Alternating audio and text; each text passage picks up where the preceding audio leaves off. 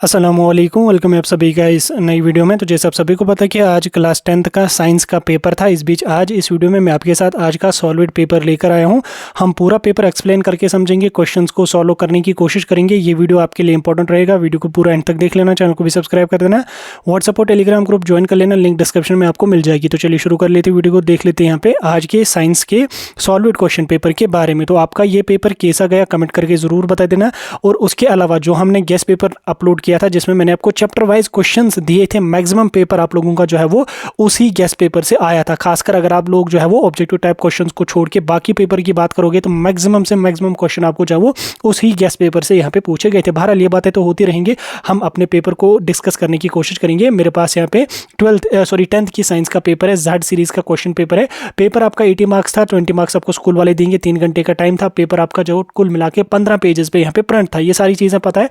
इसमें सेक्शन 1 की अगर मैं बात करूँ, सेक्शन 1 से आप लोगों को जो है वो ऑब्जेक्टिव टाइप क्वेश्चन पूछे गए थे। इसमें पहला क्वेश्चन क्या पूछा गया था आपका, convex mirrors are commonly used as. ठीक, कन्वेक्स मिरर जो होते हैं वो कहाँ पे यूज होते हैं, क्या शेविंग मिरर्स में या रियर व्यू मिरर्स में या हेडलाइट मिरर्स में या ऑल ऑफ द अबव। तो राइट आंसर इसका क्या रहने वाला है, रियर व्यू मिरर्स। इनके कन्वेक्स मिरर्स जो हमारे होते हैं ये कहाँ यूज होते हैं, रियर व्यू मिरर्स में। ठीक, उसके बाद अगला क्वेश्चन यहाँ पे आपका पूछा गया था, question number 2, when a fine beam of sunlight enters a smoke filled room through a small hole. ठीक, फॉर एग्जांपल एक रूम है जिसमें धुआं ही धुआं है, उसको एक जगह कहीं पे एक होल है, सुराख है, वहां से एक लाइट का बीम इंटर हो गया। उस प्रोसेस को क्या कहते हैं? ठीक, क्या उस प्रोसेस को रिफ्लेक्शन कहते हैं, रिफ्रैक्शन कहते हैं, टिंडाल इफेक्ट कहते हैं या नन ऑफ द अबव कहते हैं? देखो, रिफ्लेक्शन भी तो उसको नहीं कहेंगे, रिफ्रैक्शन भी तो उसको नहीं कहेंगे, तो टिंडाल इफेक्ट ही उसको यहाँ पे कहा जाता है। रिफ्लेक्शन अलग है, रिफ्रैक्शन अलग है, रिफ्लेक्शन और इसका कोई कनेक्शन ही नहीं है, तो टिंडाल इफेक्ट जो है वो इसका राइट आंसर यहाँ पे रहने वाला है। अगला क्वेश्चन यहाँ पे आपका पूछा गया था, यहाँ पे ह्यूमन आई वाले यूनिट से। इसमें क्वेश्चन आपका आया था, the common refractive defects of vision includes myopia, hypermetropia and presbyopia. ठीक, चूज द करेक्ट मैचेस। ठीक, यहाँ पे आपको मैच करके बोले गए थे कि जैसे यहाँ पे लिखा है कि मायोपिया जो होता है ये फार साइटनेस होती है, हाइपरमेट्रोपिया एज रिलेटेड होता है, प्रेसबायोपिया शॉर्ट साइटनेस होती है। तो इसमें आप लोगों को देखना था कि करेक्ट यहाँ पे कौन सा मैच किया हुआ है। तो ये चीज़ भी गलत है, ये वाला ऑप्शन भी गलत है। तो राइट ऑप्शन क्या है, मैं बात करूँ सी पार्ट की, तो मायोपिया जो हमारा होता है ये शॉर्ट साइटनेस होती है। हाइपरमेट्रोपिया की अगर मैं बात करूं तो ये फार साइटनेस होती है। प्रेसबायोपिया की अगर मैं बात करूं तो ये एज रिलेटेड फार साइटनेस यहाँ पे होती है, यानी कि सी पार्ट इसका यहाँ पे करेक्ट मैच्ड ऑप्शन है और सी पार्ट इसका यहाँ पे राइट आंसर रहने वाला है। ठीक, अगले क्वेश्चन की अगर मैं बात करूं तो अगला क्वेश्चन यहाँ पे आपका पूछा गया था, question number 4, for flow of charge in a conducting metallic wire the electron move only if there is a different electric pressure, this is called as. क्या पोटेंशियल डिफरेंस कहते हैं, रेजिस्टेंस कहते हैं, पावर कहते हैं या बोथ ए आर बी? अब देखो, रेजिस्टेंस भी नहीं कहते, रेजिस्टेंस होती है ऑब्स्ट्रक्शन, पावर भी नहीं कहा जाता, एयर भी नहीं आ जाएगा। तो राइट आंसर हमारे यहाँ पे पोटेंशियल डिफरेंस ही यहाँ पे आ जाएगा, यानी कि A part will be the right option for question number 4। Question number 5 यहाँ पे आपका पूछा गया था, which property of a proton can change while it moves freely in a magnetic field. यहाँ पे मास एंड स्पीड है, स्पीड एंड वेलोसिटी है, मास एंड मोमेंटम है, वेलोसिटी एंड मोमेंटम है। तो राइट यहाँ पे ऑप्शन इसका रहेगा वेलोसिटी एंड मोमेंटम। ठीक, वेलोसिटी एंड मोमेंटम जो है वो चेंज होती है, ठीक, जब फ्रीली जो है वो कोई ऑब्जेक्ट मूव करता है मैग्नेटिक फील्ड में। ठीक, उसके बाद अगले क्वेश्चन की अगर मैं बात करूं तो अगला क्वेश्चन यहाँ पे आपका पूछा गया था, question number 6, rectangular coil of copper wire is rotated in a magnetic field. ठीक, the direction of the induced current changes 1 in each. क्या 2 रेवोल्यूशंस में, 1 रेवोल्यूशंस में या हाफ रेवोल्यूशंस में? तो वो यहाँ पे ईच हाफ रेवोल्यूशंस में यहाँ पे चेंज होते हैं, यानी कि सी पार्ट हमारा यहाँ पे राइट आंसर इसका रहने वाला है। अगला क्वेश्चन यहाँ पे आपका पूछा गया था, एक रिएक्शन आपको दी गई थी, NaCl plus AgNO3 gives AgCl plus NaNO3। इस रिएक्शन का आपने बोला था कि ये कौन सी रिएक्शन है, क्या ये डिस्प्लेसमेंट रिएक्शन है, डबल डिस्प्लेसमेंट रिएक्शन है, कॉम्बिनेशन रिएक्शन है, या कोई भी नहीं है इनमें से? तो ये रिएक्शन हमारी क्या है, ये रिएक्शन हमारी है डबल डिस्प्लेसमेंट रिएक्शन। ठीक, अगला क्वेश्चन आपका पूछा गया था मेटल्स एंड नॉन मेटल्स वाले यूनिट से।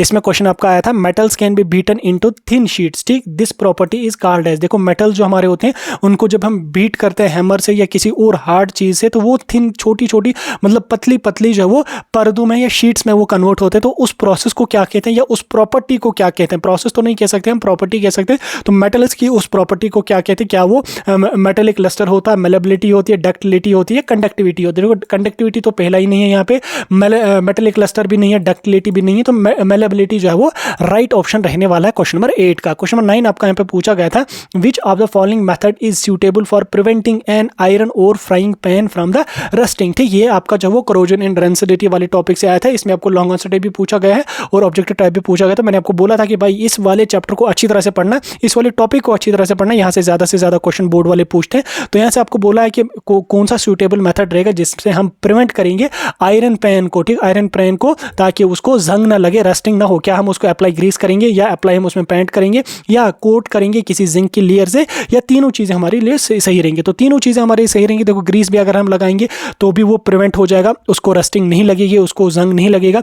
पेंट अगर हम उस पर करेंगे तो भी वो प्रिवेंट होगा रस्टिंग से। और उसके बाद सबसे सफिशिएंट मेथड रहेगा कि अगर हम उस पर जिंक की कोटिंग करेंगे तो उस पर कभी फिर जो वो रस्टिंग लगेगा ही नहीं, जंग लगेगा ही नहीं। तो ऑप्शंस के हिसाब से हमारा ऑल ऑफ द अबव इसका राइट आंसर रहने वाला है। ठीक, अगला क्वेश्चन यहाँ पे आपका पूछा गया था, name the acid present in tamarind. ठीक, टैमरिंड में आपको बोलना है कि कौन सा एसिड प्रेजेंट होता है, क्या ऑक्जेलिक एसिड होता है, एसिटिक एसिड होता है, टार्टरिक एसिड होता है, या मेथनोइक एसिड होता है। तो टर्मरिक जो है ये हमारा जो फ्रूटिक होता है, तो इसमें हमारा टार्टरिक एसिड यहाँ पे प्रेजेंट होता है। सी पार्ट इसका राइट आंसर रहने वाला है। अगला क्वेश्चन यहाँ पे आपको पूछा गया है, विच of the following type of medicine is used for treating acidity in stomach. ठीक, एसिडिटी इन स्टोमच जो कॉमन डिजीज है, म्यादे का दर्द जिसको हम कहते हैं, उस कंडीशन में हम कौन सी दवाई देते हैं? क्या हम एंटीबायोटिक्स का यूज करते हैं, क्या हम एंटासिड्स का यूज करते हैं, एनाल्जेसिक्स का यूज करते हैं, या एंटीसेप्टिक्स का यूज करते हैं? देखो एंटीबायोटिक जो होता है ये बैक्टीरियल या वायरल इन्फेक्शन में हम यूज करते हैं। ठीक, उसके बाद अगर मैं एनाल्जेसिक की बात करूँ तो ये पेन रिलीविंग ड्रग्स होते हैं। एंटीसेप्टिक की अगर मैं बात करूँ तो ये भी किल करता है माइक्रो ऑर्गेनिज्म्स का, इसको हम यूजुअली जख्म वगैरह पे जो है वो यूज करते हैं। तो एंटासिड्स हमारा जो है वो राइट ऑप्शन रहेगा। ये एसिडिटी जो हमारे म्यादे की होती है, स्टोमक की होती है, उसको ये डिक्रीज करता है। यानी कि जब हमारी एसिडिटी होती है स्टोमक में या मैदे के दर्द जिसको हम कहते हैं, एसिड वगैरह होता है स्टोमक में, तो उस कंडीशन में हम एंटासिड्स का यूज करते हैं। ठीक, एंटासिड्स में कौन कौन सी मेडिसिन आती है ये आपको पता है। यूजुअली हम पेंटोप्रेजोल वगैरह यूज करते हैं, रेबोप्रेजोल वगैरह, बहुत सारी मेडिसिन होती हैं जिनको हम यूज करते हैं। अगला क्वेश्चन यहाँ पे आपका पूछा गया है ऑटोट्रोपिक न्यूट्रिशन से। इसमें यहाँ पे पूछा गया कि ऑटोट्रोपिक न्यूट्रिशन इन्वॉल्व्स। ठीक, 4 स्टेटमेंट्स हैं, 3 स्टेटमेंट्स यहाँ पे दिए हुए हैं, 3 में आपको बोलना है कि राइट आंसर कौन रहने वाला है। देखो अगर मैं तीसरा ऑप्शन की बात करूँ, Uptake of complex material prepared by other organism, ये हेटेरोट्रोपिक्स के लिए सही होता, तो ये ऑप्शन हमारा यहीं से कट हो जाएगा। बी पार्ट की अगर मैं बात करूँ, using external energy sources like sun, बिल्कुल वो करते हैं यूज ऑटोट्रोपिक्स में। जैसे अगर हम प्लांट्स की बात करेंगे तो वो एक्सटर्नल एनर्जी सन की यूज करते हैं फूड की प्रिपरेशन में। उसके बाद यहाँ पे पहला ऑप्शन यहाँ पे है intake simple inorganic material from the environment, बिल्कुल वो सिंपल इनऑर्गेनिक मैटर भी यूज करते हैं। यानी कि ए एंड बी यहाँ पर हमारा राइट आंसर रहने वाला, डी पार्ट इसका यहाँ पे सही ऑप्शन रहने वाला है। ठीक, अगला क्वेश्चन यहाँ पे आपका पूछा गया है, विच प्लांट हार्मोन इनहिबिट्स और stops the growth in plants. ठीक, यहाँ पे 4 प्लांट हार्मोन्स हैं, 4 में से आपको बोलना है कि इन 4 में से कौन सा प्लांट हार्मोन जो है वो प्लांट्स की ग्रोथ को यहाँ पे स्टॉप करता है। तो आप इन हार्मोन्स को देखो, देखने के बाद आप देखो कि साइटोकाइनिन हमारा है, ऑक्सिन होता है, एब्सिसिक एसिड होता है, या गिबरेलिंस होता है। तो कौन सा हमारा वो होता है? वो हमारा होता है एब्सिसिक एसिड। एब्सिसिक एसिड जो हार्मोन होता है ये प्लांट्स की ग्रोथ को इनहिबिट कर देता है। ठीक, इनहिबिट ये प्लांट्स की ग्रोथ को कर देता है। ठीक, उसके बाद क्वेश्चन नंबर 13 की अगर हम बात करूंगा, क्वेश्चन नंबर 13 की अगर मैं बात करूं तो क्वेश्चन नंबर 14 यहाँ पे आपका पूछा गया है, an example of homologs organ is. ठीक, होमोलॉग्स ऑर्गन की आपको एग्जांपल यहाँ पे आइडेंटिफाई करनी है कि कौन सी एग्जांपल यहाँ पे होमोलॉग्स ऑर्गन्स की है। ठीक, यहाँ पे 4-5 नीचे ऑप्शन है, 4-5 यहाँ पे एग्जांपल्स नीचे दिए हुए हैं। जैसे यहाँ पे पहला है our arm and dogs forearm. ठीक, आवर टीथ एरिड एंड एलिफेंट टक्स, देन उसके बाद potato and runners of grass. तो इनमें से आपको बोलना है कि कौन सा होमोलॉग्स ऑर्गन्स की एग्जांपल है। तो होमोलॉग्स ऑर्गन्स की अगर मैं बात करूं जिनका ओरिजिन सेम है, फंक्शन डिफरेंट होता है, तो तीनों यहाँ पे सही है। तो ऑल ऑफ द अबव हमारा यहाँ पे राइट ऑप्शन इसका रहने वाला है। क्वेश्चन नंबर 15 यहाँ पे आपका पूछा गया है, and the use of which chemical has emerged the ozone layer। ठीक, has endangered the ozone layer। ठीक, कौन सा केमिकल यूज करने से जो ओजोन लेयर है हमारी तो वो यहाँ पे खत्म हो रही है। तो एक यहाँ पे पेस्टिसाइड्स है, सीएफसीज है, इंसेक्टिसाइड्स है, और नन ऑफ द अबव है। सीएफसीज बोले तो क्लोरोफ्लोरोकार्बन्स, तो क्लोरोफ्लोरोकार्बन्स के यूज से ही यहाँ पे ओजोन लेयर का डिप्लेशन यहाँ पे होता है, यानी कि CFCs will be the right answer for question number 15। अगला क्वेश्चन यहाँ पे आपका आया क्वेश्चन नंबर 16 से लेकर क्वेश्चन नंबर 18 तक। यहाँ पे आपको रीजन एंड असर्शन, यानी कि 3 क्वेश्चन आपको रीजन एंड असर्शन के पूछे गए हैं। इनको हम यहाँ पे कोशिश करेंगे, अप्रोच करेंगे सही करने की। तो इनमें आंसर आपको कैसे लिखना था, जैसे यहाँ पे रीजन और असर्शन है। अगर ये देखो वेट रीजन और असर्शन यहाँ पे दिया हुआ है। जैसे यहाँ पे ऑप्शन ए है आपका, व्हेन ए एंड आर, यानी कि assertion and reason are true and R is the correct explanation और ए। ठीक, दूसरा यहाँ पे ऑप्शन है, when A and R true but R is not the correct explanation of A, when A is true but R is false, A is false but R is true. तो इस तरह से यहाँ पे 4 ऑप्शन है, इनको ही यहाँ पे आपको लगाना था। तो पहला क्वेश्चन यहाँ पे आपका पूछा गया है, इसमें यहाँ पे असर्शन है और रीजन है। ठीक, इसमें असर्शन क्या बोला गया आपको, the two characteristic features seen in carbon that is tetravalency and catenation. ठीक, ये आपका यहाँ पे इसमें दिया हुआ है इन्होंने असर्शन। रीजन इसमें इन्होंने क्या दिया है, carbon atom has 4 valence electrons in its outermost shell which makes it possible to form the large number of compound. तो अब इसमें यहाँ पे आपको सही आंसर क्या रहेगा, option A both A and R true, A भी सही है। ठीक, ए भी हमारा सही है, बी भी हमारा सही है, बट क्या है कि आर जो हमारा है ये करेक्ट एक्सप्लेनेशन किसकी है, ए की, यानी कि जो रीजन इन्होंने लिखा है ये करेक्ट एक्सप्लेनेशन देता है किसकी, असर्शन की। ठीक, यानी कि इसका सही आंसर रहेगा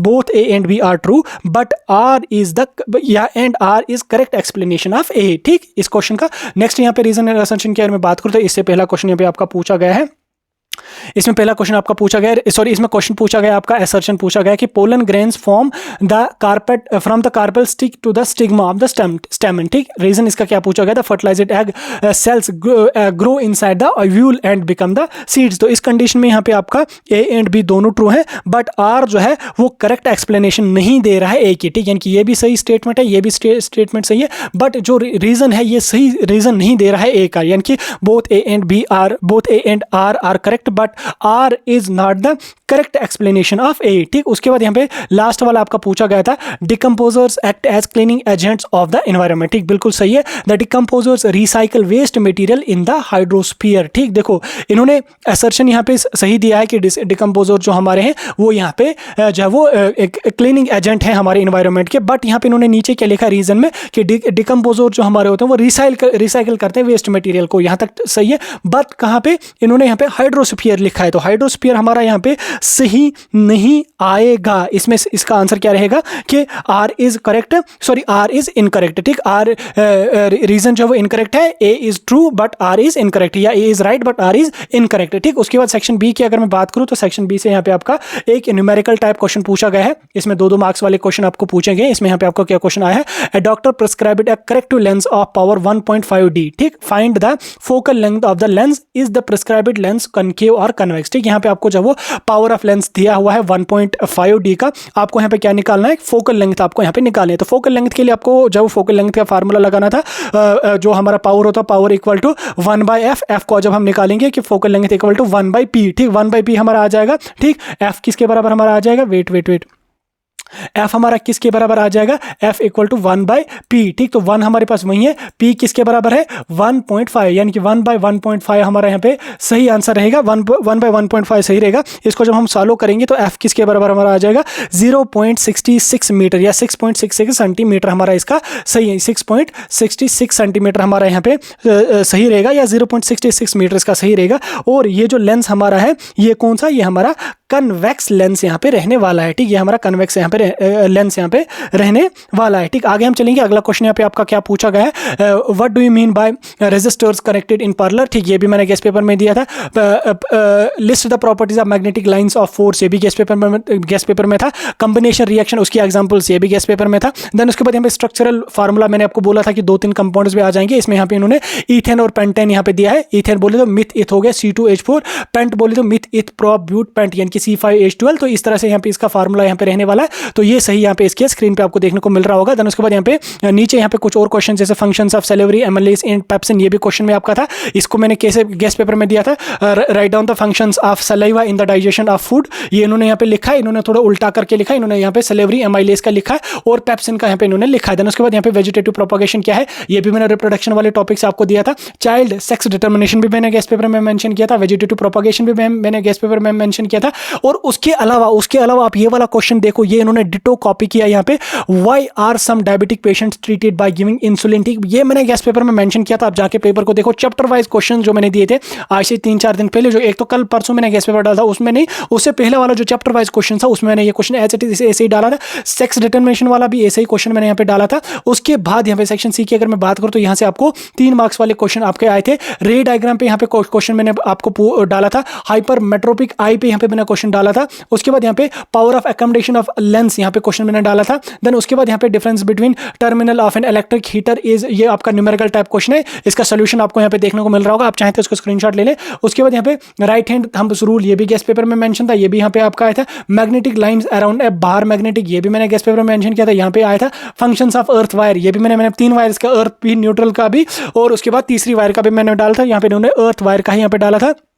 शॉर्ट सर्किट पे यहाँ पे क्वेश्चन आपका पूछा गया है। डिकम्पोजिशन रिएक्शन पे क्वेश्चन आपका पूछा गया है। उसके बाद यहाँ पे आपको कुछ ऑब्जेक्टिव टाइप और यहाँ पे आपको कुछ केमिकल रिएक्शंस के नाम देने थे। जैसे यहाँ पे एक रिएक्शन है CaO + H2O, CaOH2, ये हमारा कौन सी रिएक्शन है, ये हमारा कंबशन रिएक्शन है, कम्बिनेशन रिएक्शन है, कंबशन है, कम्बिनेशन रिएक्शन है। देन उसके बाद यहाँ पे thrice BaCl2 + Al2 SO4 give us this, ये हमारा डबल डिस्प्लेसमेंट रिएक्शन है, और ये हमारा डिकम्पोजिशन रिएक्शन यहाँ पे रहने वाला है। उसके बाद यहाँ पे एक्वारेजिया पे यहाँ पे क्वेश्चन आपका आया है, लॉन्ग आंसर टाइप क्वेश्चन, ये मैंने गेस्ट पेपर में भी डाला था। आयनिक कंपाउंडर्स पे यहाँ पे आपको 3 प्रॉपर्टीज लिखनी है, अल्कली, और उसके साथ साथ 2 प्रॉपर्टीज आपको अल्कलीज की यहाँ पे लिखनी है। ठीक, ये भी आपका था। वॉशिंग सोडा मैंने यहाँ पे डाला था आपको कि वॉशिंग सोडा पे आपको आ जाएगा, इसमें मेथड ऑफ प्रिपरेशन भी आ सकता है और यूजेस भी आ सकते हैं, तो यहाँ पे आपको यूजेस इससे आपके पूछे गए थे। देन उसके बाद यहाँ पे आप देख सकते हैं ह्यूमन ब्रेन पे क्वेश्चन आया था। Functions of adrenaline and thyroxine पे आया है। DNA कॉपिंग एंड रिप्रोडक्शन में यहाँ पे आपका क्वेश्चन पूछा गया है। देन उसके बाद यहाँ पे मेथड्स ऑफ कंट्रासेप्शन, बहुत इंपॉर्टेंट क्वेश्चन है, ये भी पूछा गया है।